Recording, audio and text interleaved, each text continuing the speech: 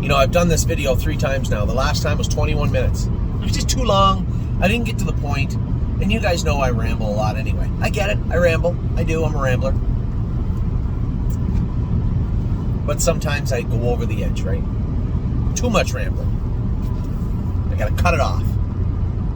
It's exactly what I just did with this video. It's like 21 or 22 minutes. Didn't need to be, so I cut it off. Let's see if I can get it done quicker this time. So, I apologize. I did not bring you a video this morning on my way to the meadows, and I'll tell you exactly why. I was tired. I got to bed last night at 10:30. So time I got home from Lexington. Slept, got up at 6, had a shower, felt okay. Got halfway to the meadows, and I just felt like I could crawl back into bed again. That happens sometimes, right? Plus, it was raining. I've told you guys before, I don't think I do well in a poor weather climate. I don't mind when it snows. I don't mind when it rains once in a while, but I need an abundance of sun.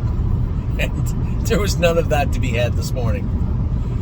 Poured all the way to the meadows. It stopped raining at the meadows, but the damage was done. The track was sloppy. I trained Melisandre. We'll talk about the trainers, the schoolers, the qualifiers in a minute. But I did want to run through last night. Drebin's break. Untimely, very frustrating. I had just a brief but a good conversation with Anthony Hahn after, and Dominic. I said, what's up with that horse? Now, it's important because Anthony Hahn's never seen him before. I wanted a fresh opinion. He said, honestly, I don't know. He said he was just out of gear the whole way and wasn't trotting good. The track was hard as a rock. Okay, so was it lameness? 2, maybe 3 times he made it clear that he didn't believe it was lameness. There was just some mechanical issues. Maybe his feet were sore, maybe. But no lameness to speak of. Okay, we can work with that. Draw the papers right away. Send him over to Northfield. We'll have a fresh set of eyes look at him. We'll have Dr. Latessa look at him. Make any shoeing changes we want to make, and then send him over to race at the Meadows next week in preparation of the Beal. And that's the plan with Drebin. We sent Hallie in the Clouds over. I brought her all the way over here. I couldn't even be here to train her. Jason McGinnis trained her up. We changed her shoes, trained her up. He said she trained awesome. Put her in to go at the Meadows. She get in late. I have to go to Sayota. I can't drive her, so Dave Palone's going to drive her. But I know one thing. Jason McGinnis hit one. He knows lots, too. Lots about horses, sharp guy, and he said to me, he goes, she trained very, very good.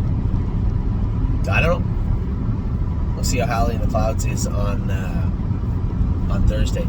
So Drebin's going to come over here right away, and we're going to try and prep him for the Beal. That was always the plan. Him and ready for landing. And somebody might say, well, you're going to race him. You're going to bring him over here after the break and talk about the Beal. Absolutely I am. He's a trotter. The only reason I wouldn't have is if Anthony Hahn said, yeah, he's lame left front or lame right front. He was clear. 2, maybe 3 times he was not lameness. Okay, we can work with everything else, and we will. So that's the plan with Drebin for next week. Now, it'll be a little tricky because I can tell you we could leave flip-flops on him or put bar shoes on him to get over the meadows, no problem. But that's not going to fly at the Poconos. Different surface. Flip-flops are a no-go at the Poconos. So we're going to have to figure something out for Drebin next week. I'll get a little something up my sleeve for him. I'll talk to Jason this week about it. So Drebin made the break. I was disappointed, but I too could see that he just wasn't himself. Missed the gate. Here's a horse could lead pretty good, actually. Missed the gate and then runs later on in the race. Not what I expected from him. Great bet race, great. Obviously, we didn't want Hunter on the front with the horse again. I'd put him on the front. He got beat up last week. Another trip like last week may have set him back a little bit. We gave him a week off, treated him up. I was hoping he raced good. Hunter drove him perfect, clear to the front, let Billy removed, and finished second to him. The horse raced good. Very, very happy with his race. Save America was great. I just left the Meadows. Save America had already been here. Hopped a ride on our truck back to Northfield Park where he'll be long before I get the Mohawk tonight, I can tell you that.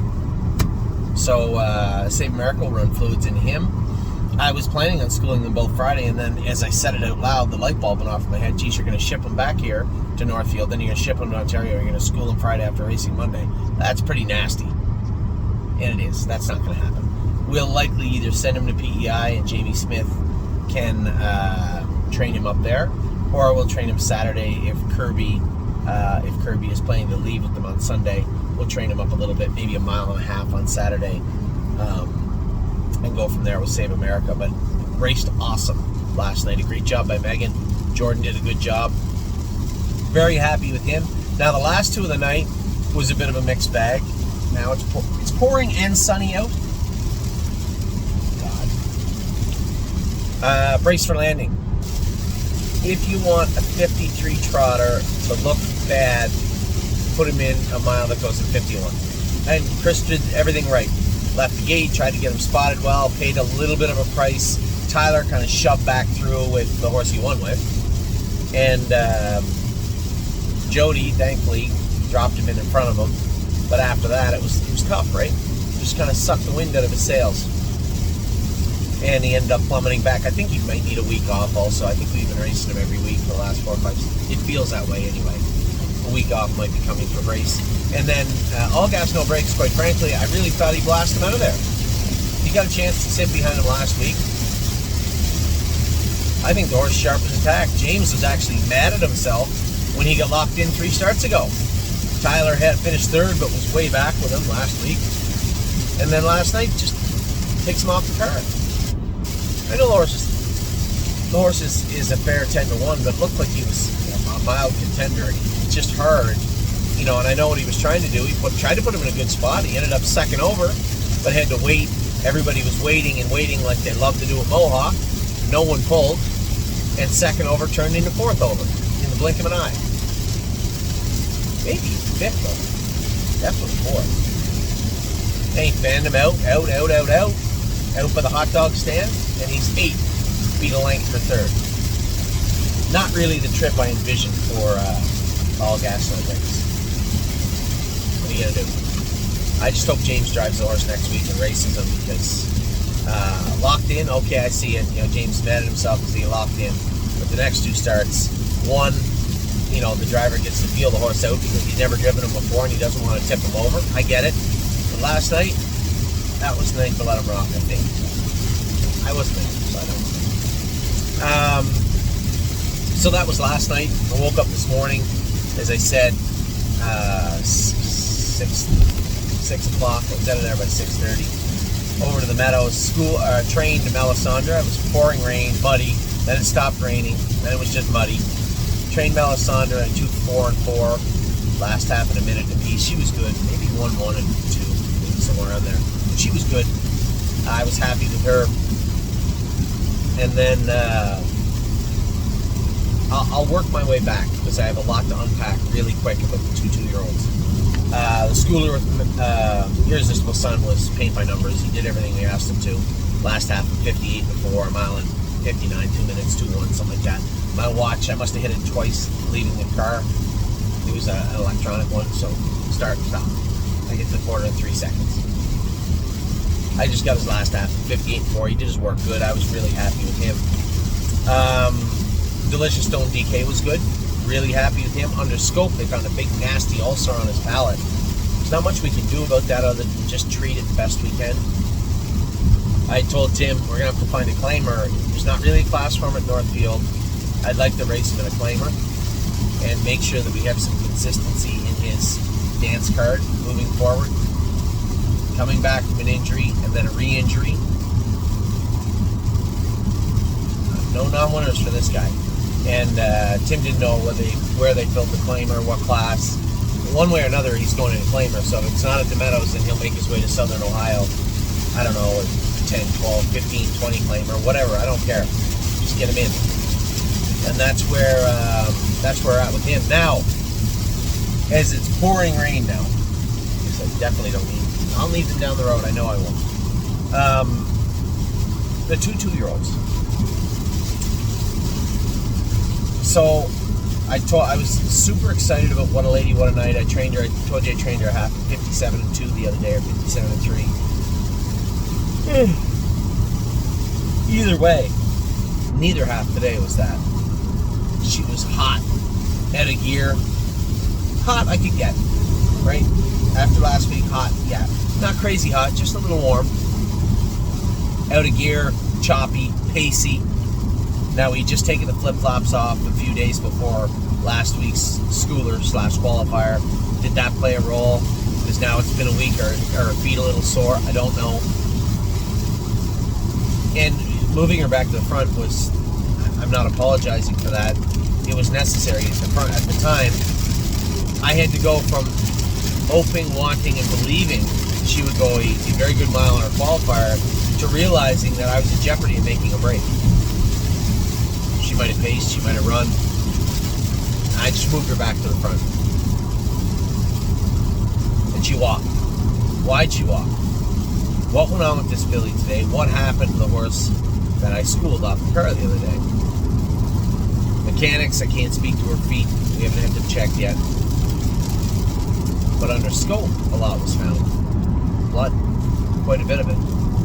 In fact, enough blood that the veterinarian that was scoping her seemed surprised that there was that much blood for the amount of mucus. Now, was that compounding blood? What I mean by that is, did she bleed a little last week, then we trained her this week, and then we went to school her qualifier today, and now you see an abundance of blood? Is that what happened? Or did she just straight up bleed? She certainly finished like a bleeder. Now, you have to understand, her gait had nothing to do with that blood. That came later in the mile. I saw her gait, and it was in shambles in the warm-up. So it wasn't that.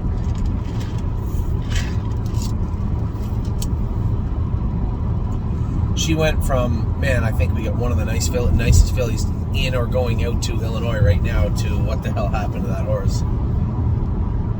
The bleeding part, we're going to have to look into and talk and think about. She could go on Lasix. She would not be our only 2-year-old on Lasix. But there still is a certain level of taboo when it comes to putting 2-year-olds on Lasix. And I would like to have a better understanding of where it came from, to be frank. So a lot to think about when it comes to What a Lady, What a Night. Listen, at the end of the day, she's qualified. There's that. Now what? I don't know how to answer that one.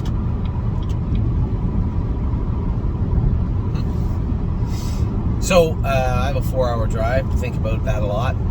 You know, maybe it was the Jim Marie race that had me tossing and turning possibly last night. I don't know. And I'm sure the qualifier from What a Lady, What a Night will eat away at me today somewhat. We'll see if we can't get that fixed for next week. And again, our first stake race is in 10 days. So, what do we do between now and then? How do we fix that? That will be today's question. Now, much easier to answer the second question, which was, why did the priest look bad?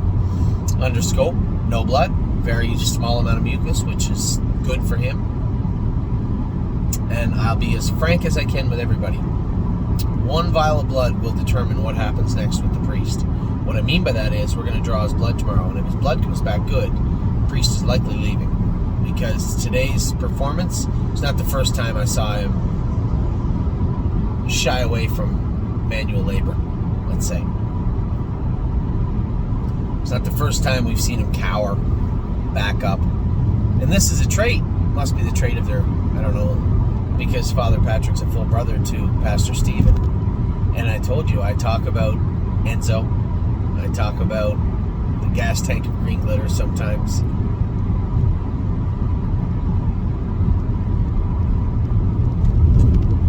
They don't have the biggest gas tank, let's say, some of them. So, listen, the priest will do somebody some good. He'll be an okay horse.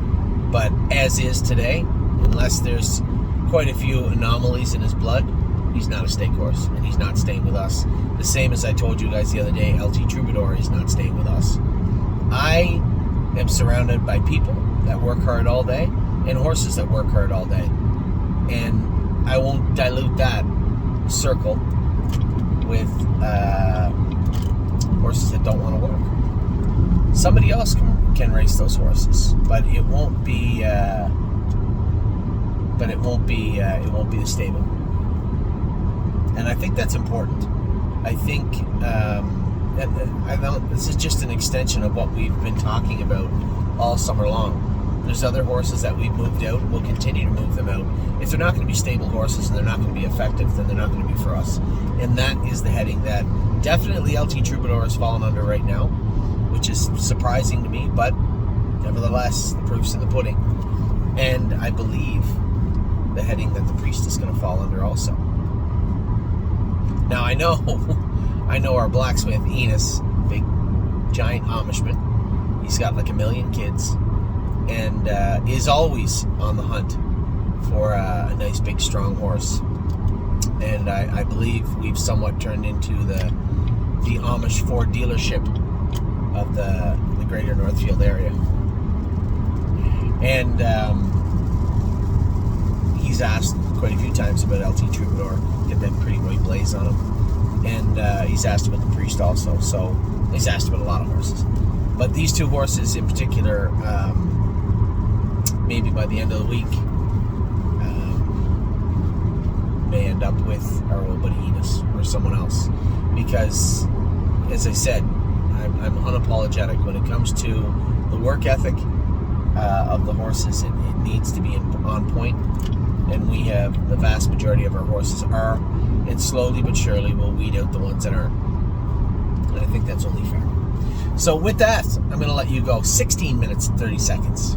Dropped it 6 minutes, but still don't feel enthusiastic enough.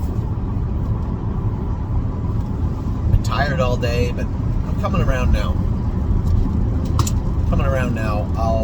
I'm not looking forward to racing in the mud, but I do think it's important I'm here. I am looking forward to seeing Amy and Ava and Ollie and Addie tonight, and that will be the highlight of my night. So with that, I'll let you go. I hope you guys are having a good day. It wasn't a bad day.